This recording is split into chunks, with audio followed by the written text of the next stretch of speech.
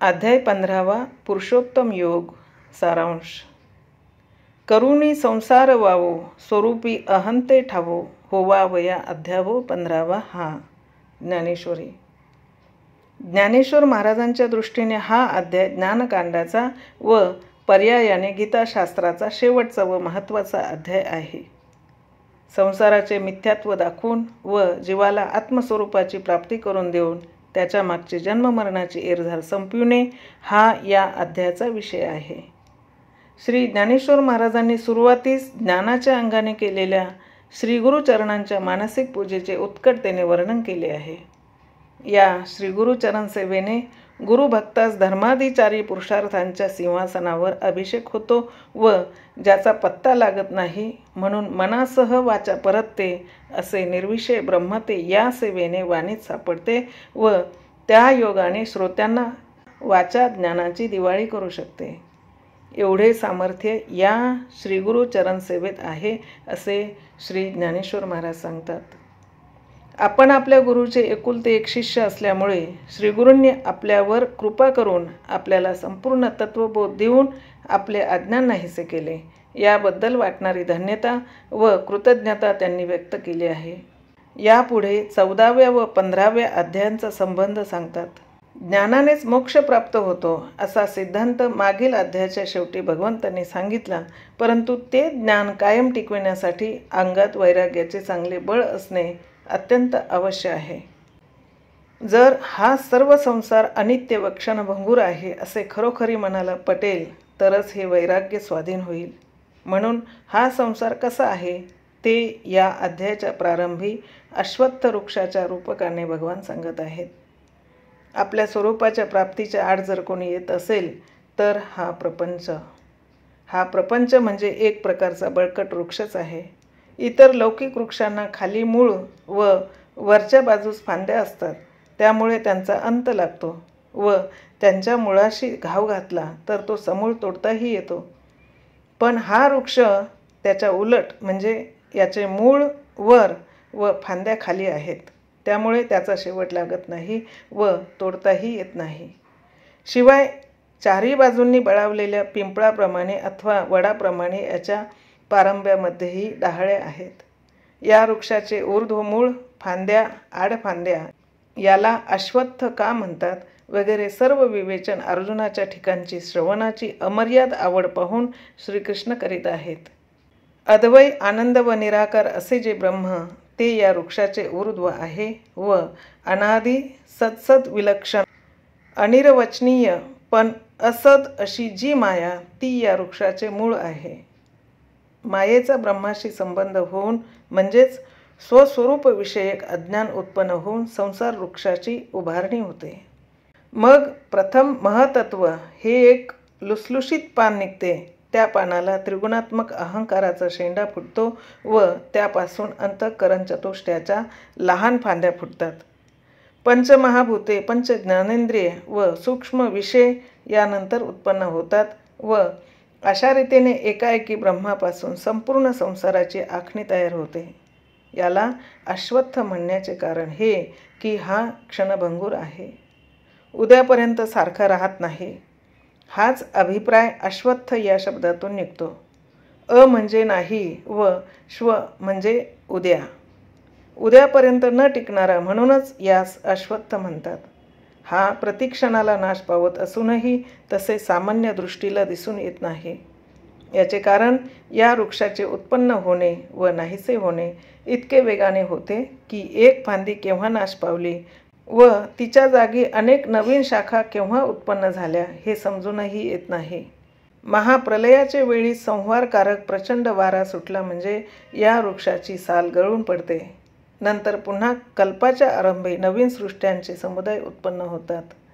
अज्ञानी लोकांना हा वृक्ष नेहमी हिरवागार टवटवीत असाच वाटतो, परंतु ज्ञानी लोक याचा वेग ओळखतात, त्याचे क्षणभंगुरत्व जाणतात. त्यांना पक्के कळून आले असते की याचे मूळ अज्ञानात असून जो दिसतो तो मिथ्या आभास आहे. हे पुरुष फार थोर व मलाही पूज्य आहेत. सामान्यपणे भववृक्षाचे असे वर्णन करून भगवान त्याची वाढ कशी होते ते सांगतात. स्वेदज, जारज, अंडज व उद्भिज या 4 प्रकारचे मोठे सोट तयार होऊन त्यांच्यापासून 84 लक्ष जीव योनी उत्पन्न होतात. गुणक्षोभरूपी वारा वेगाने वाहू लागला की हा वृक्ष 3 ठिकाणी भेदला जातो. रजोगुणाचा वारा सुटला की मनुष्यरूपी फांद्यांची मध्यभागी वाढ होते. त्याला 4 वर्णाच्या आडफांद्या फुटतात व त्यास वेदवाक्यांची अपूर्व पालवी शोभा देते. ही तिन्ही वेदरूपी पाने मनुष्य शाखाखेरीज इतर ठिकाणी लागत नाहीत. म्हणून मनुष्यतनू या जरी मुळाच्या दृष्टीने खालच्या शाखा आहेत तरी कर्माच्या परंपरेने भववृक्षाच्या विस्ताराला याच शाखा कारण आहेत. म्हणून एका दृष्टीने या शाखा खालची मुळे आहेत असे म्हटले तरी चालेल. तमोगुणाचा वारा सुटला म्हणजे कुवासनांचा फैलाव होतो. जारण मारणादी शास्त्रावरील श्रद्धारूपी वेल वाढतो व दुसऱ्याचा घात करणारे यज्ञ इत्यादी क्रिया होऊ लागतात. मग या कुकर्माचा परिणाम चांडाळादी निकृष्ट जातींच्या फांद्या वाढतात व पुढे पशुपक्षी इत्यादी आड शाखांचाही विस्तार होतो. अशा रीतीने तमोगुणाच्या आधिक्यात या मनुष्य शाखांना नरक भोगरूपी फळांची प्राप्ती होते. तेथे असेच हिंसादी निश्चिद्ध कर्म होता होता शेवटी झाडे, दगड वगैरे फांद्या वाढतात. फांद्याही याच व फळेही हीच. सत्वगुणाचा वारा वाहू लागला म्हणजे धर्मरूपी शाखा विस्तार पावतात व त्याला स्वर्गादी फळांनी युक्त अशा फांद्या येतात. इंद्र, चंद्र, सूर्य, ब्रह्मदेव व शंकर हे अगदी वरच्या शाखांना असणारे अंकुचीदार कोंब आहेत. ते उत्पन्न होतात. मनुष्यरूपी शाखा सत्कर्मरूपी फळांनी अगदी ब्रह्मलोकापर्यंत जातात. मात्र संकाधिक निवृत्ती मार्गांच्या शाखा फळात व मुळात कोठेही न सापडता ब्रह्मरूपी भरलेले आहेत. येथपर्यंत प्रपंचरूप वृक्षाचा अध्यारोप सांगून आता त्याचा अपवाद सांगतात. निराकार ब्रह्मापर्यंत ज्याचे मूळ आहे, खालच्या शाखा वृक्षादी स्थावरापर्यंत असून मनुष्यरूपी मुळे ज्याच्या मध्यभागी आहेत व वरच्या शाखा तर ब्रह्मदेवापर्यंत विस्तारलेल्या आहेत. असा हा सद्रूप दर्शनी बळकट व अफाट वृक्ष दिसतो व याला उपटून टाकणे अशक्य वाटते. पण खरोखरी तसे ते अशक्य नाही. कारण या वृक्षाचे मूळ जे अज्ञान तेच जर खोटे आहे तर त्याचा हा प्रचंड विस्तार तरी कुठून खरा असणार. तो खोटा असूनही अनादी अनंत असे त्याला म्हणतात. तेही एका दृष्टीने बरोबर आहे. जी वस्तू खरोखरी उत्पन्न होते त्या वस्तूचा आरंभ झाला हे म्हणणे शोभते. पण संसार वृक्ष हा तर स्वरूपे करून खराच नाही. मग त्याचा आरंभ कोणापासून झाला असे म्हणायचे. या दृष्टीने याला अनादी म्हणतात.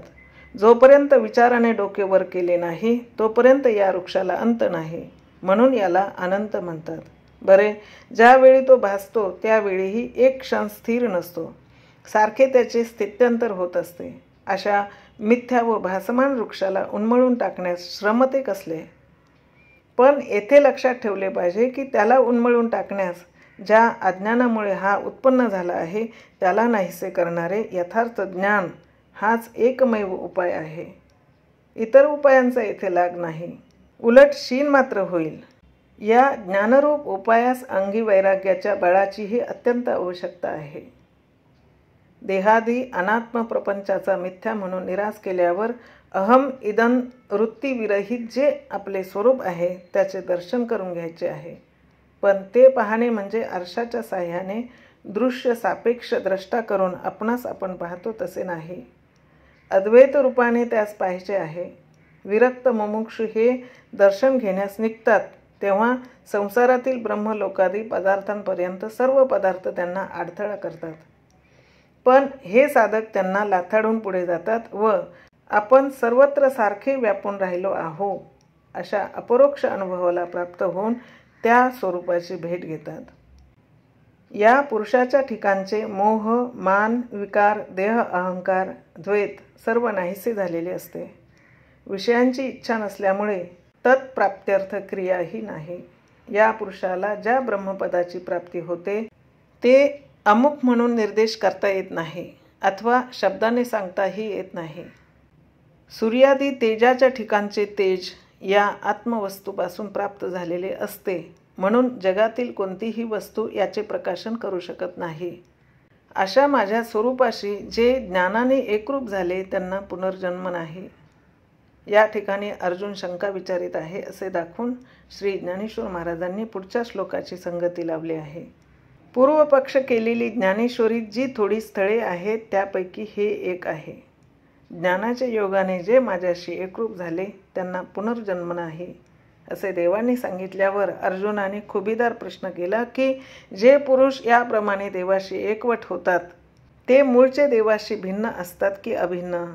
मूळचे जर भिन्न असतील तर ते ऐक्याला पावतात हे म्हणजे संभवत नाही, व जर अभिन्नच असेल तर अभिन्न वस्तूविषयी संयोग अथवा वियोग संभवेल कसा? या अर्जुनाच्या मार्मिक प्रश्नाचे कौतुक करून देव उत्तर देतात. खोल दृष्टीने पाहिले तर ते पुरुष स्वभावता मजसी अभिन्नच आहेत, पण देहदृष्टीने पाहिले तर ते भिन्न आहेत. पाण्यावरील लाटेकडे जसे तुम्ही पाहाल तसे आहे. अज्ञान असेल तर वेगळेपणा दिसेल व ज्ञान असेल तर ऐक्य दिसेल. मी मायेमुळे वेटाळला जातो तेव्हा हे अज्ञान उत्पन्न होते व व्यापक स्वरूपाला विसरून आत्मा मी देहच आहे असे परिच्छिन्नपणे म्हणू लागतो व त्यामुळे जन्मणे मरणे वगैरे देहाचे धर्म तो जीवात्मा आपल्यावर ओढून घेतो. मनादी 6 इंद्रियांना जवळ घेऊन त्यांना गोड वाटणाऱ्या विषयांचा भोग घेतो. हे करतेपण व भोगतेपण एकाच देहात सापडत नाही. एक देह पडल्यावर ज्ञानेंद्रिये वासनाबरोबर घेतात. त्यामुळे तो पुनश्च अनुरूप देहाचा आश्रय करतो व पुन्हा जन्मास येतो. अज्ञानी लोकांना या सर्व व्यवहारात आत्माच जन्मतो, करतो, भोगतो व मरतो असे वाटते. वास्तविक हे सर्व धर्म प्रकृतीचे आहेत. हे फक्त ज्ञानी लोकांना समजते. ते ज्ञानदृष्टीने देहात सापडलेल्या निर्विकार असंग अलिप्त आत्म्यास प्रकृतीपासून वेगळे काढून पाहतात. पण हे ज्ञानी पुरुष म्हणजे अंतःकरण विषयाने ग्रस्त ठेवून तोंडाने ज्ञानाच्या गप्पा मारणारे नाहीत. कडकडीत व बळकट वैराग्याचा आश्रय करून सर्व विषय वमनवत मानणारे खरे ज्ञानी असतात.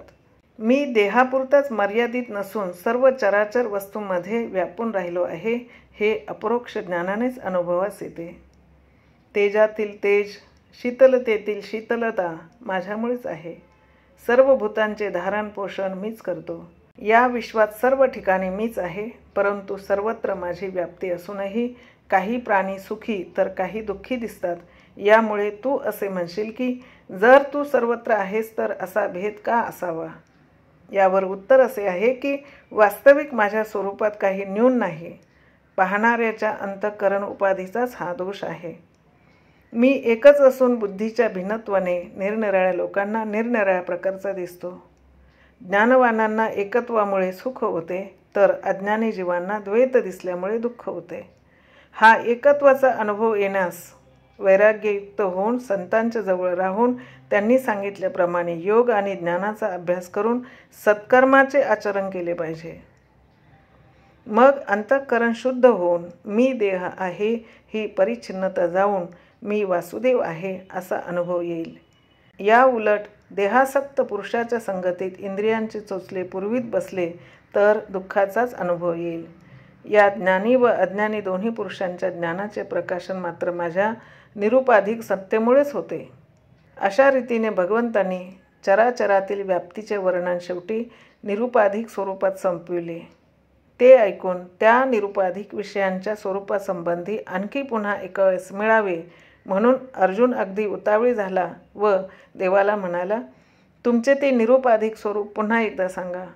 भगवंतालाही असा प्रेमळ व दुर्मिळ संवादिया भेटला म्हणून अनावर आनंद झाला व त्यांनी अर्जुनाला दृढ आलिंगन दिले. हा प्रेमाचा पूर ओसरल्यावर देव त्याला 2 प्रकारची उपाधी सांगू लागले. वास्तविक अर्जुन निरुपाधिक रूप विचारित होता, पण देव त्याला उपाधी सांगत आहेत याचे स्पष्टीकरण श्री ज्ञानेश्वर महाराज करतात की खास निरुपाधिक वस्तूंचे वर्णन वेदालाही करता येईना म्हणून त्याने इतर दृश्य वस्तूंचे वर्णन करून नेती नेती म्हटले व अशा रीतीने गप्प बसून त्या वस्तूचे वर्णन केले. त्याच न्यायाने ते हे नाही हे सांगण्याकरिता देव उपाधी सांगत आहेत. देव शाखाचंद्र न्यायाने उपाधीचा विचार सांगून निरुपाधिक स्वरूपात अर्जुनाला नेणार आहेत. या जगात क्षर आणि अक्षर असे दोन पुरुष आहेत. यापैकी एक क्षरपुरुष ज्ञानदृष्टीहीन, अंध, देहासक्त, वेडा व उपधितंत्र म्हणजे पांगळा असून दुसरा अक्षरपुरुष मात्र सर्वांगाने परिपूर्ण आहे. हे दोघेही एकाच ठिकाणी राहतात म्हणून त्यांची संगत जमली. महत्त्वापासून गवताच्या काडीपर्यंत जे स्थूल सूक्ष्म नामरूपात्मक आहे त्याच्याशी क्षरपुरुष तादात्म्य करतो व त्या उपाधीच्या नाशिवंत स्वभावाप्रमाणे तो स्वतःला क्षर समजतो. मी ब्रह्म आहे हे यथार्थ ज्ञान अथवा मी देह आहे हे विपरीत ज्ञान ही दोन्ही दुसऱ्या अक्षरपुरुषाच्या ठिकाणी नाहीत. केवळ अज्ञान हे त्याच्या उपाधीचे स्वरूप आहे. क्षरपुरुषाची देहादी उपाधी व त्या उपाधीमुळे उपहित बनलेला क्षरपुरुष ही दोन्ही या अज्ञानात लीन होतात. क्षरपुरुषाची देहादी उपाधी व त्या उपाधीमुळे उपहित बनलेला क्षरपुरुष ही दोन्ही या अज्ञानात लीन होतात. जीवत्व कल्पना विश्वकल्पनेला घेऊन येथूनच उत्पन्न होते व याच ठिकाणी नाहीशी होते. संसार वृक्षाचे मूळ जे अज्ञान सांगितले आहे ते हेच आहे. अशा मायेच्या संगतीने असणारा व जीवकार्याचे कारण असणारा तो अक्षर पुरुष समजावा. या क्षर व अक्षर पुरुषाहून अगदी वेगळा, श्रेष्ठ, उपाधिरहित व एकाकी असा आणखी एक तिसरा उत्तम पुरुष आहे व तो प्रकट झाला असताना या दोन्ही पुरुषांना त्यांच्या उपाधीसह नाहीसे करतो. मी ब्रह्म आहे, मी ब्रह्म आहे या ज्ञानाने मी देह आहे हे अज्ञान नाहीसे होते व पुढे मी ब्रह्म आहे हे ज्ञानही ज्या ठिकाणी नाहीसे होते ते या उत्तम पुरुषाचे रूप आहे.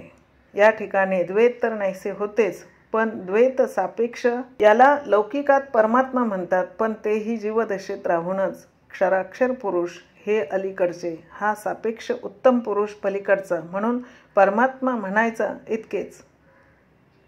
याचे दर्शन झाल्यावर पाहणारच नाहीसा होतो. मग याचे वर्णन कोण कसे करणार? पण वर्णन करता येत नाही म्हणून तो नाही असे मात्र नाही. सर्व विश्व नाहीसे झाले तरी हा नाहीसा होत नाही. हा विश्वाला धारण करतो. त्याच्या सत्तेने जग आहे व त्याच्या प्रकाशाने जग भासते. तो सदा सर्वत्र आहेच. विश्वाचा नाश झाल्यावर तो कमी होत नाही व विश्व उत्पन्न झाल्यावर जास्त होत नाही. जेव्हा हे जग मिथ्या आहे व आपणच सर्व ब्रह्म आहो हा अनुभव येतो तेव्हाच माझे भजन करण्याची योग्यता येते. मद्रूप झाल्याशिवाय माझे यथार्थ भजन होऊच शकत नाही. हे सर्व वेदांचे सार माझे गुह्यातले गुह्य ज्ञान तू श्रद्धामान, एकनिष्ठ व शुद्ध बुद्धीचा आहेस म्हणूनच तुला सांगितले. गीता हा ग्रंथ पांडित्य दाखविण्यासाठी नाही तर त्यातील तत्वांगाने होऊन जाणण्याचा म्हणजे अनुभवण्याचा ग्रंथ आहे. हा ग्रंथ जर याप्रमाणे जाणला तर जीवाच्या ठिकाणी असणारा मोह दूर होईल व जीव कृतकृत्य होऊन त्यास अक्षयपदाची प्राप्ती होईल. ज्ञानेश्वर महाराज समारोप करताना म्हणतात, श्रीकृष्णाच्या मुखातून निघालेले बोधामृत व्यासांच्या कृपेने संजयलाही मिळत होते व संजय धृतराष्ट्रास सांगत होता, पण तो बिचारा अनधिकारी पडला. पण त्यावेळी जरी धृतराष्ट्राला त्याचा उपयोग झाला नाही तरी या श्रवणामुळे त्याच्या अंतकाळी त्याच्या चित्ताची गडबड उडाली नाही. मलाही हा संवाद श्री गुरुकृपेने मराठी भाषेत सांगता आला. त्यात न्यून असेल तर ते आपण संत पुरे करून घ्यालच. मी बोलून चालून आपले लेकरू आहे. मी तुम्हासमोर लढिवाळपणाने बोलतो. त्याचे तुम्ही प्रेमाने कौतुक करता. हा मायेबापांचा स्वभावच आहे.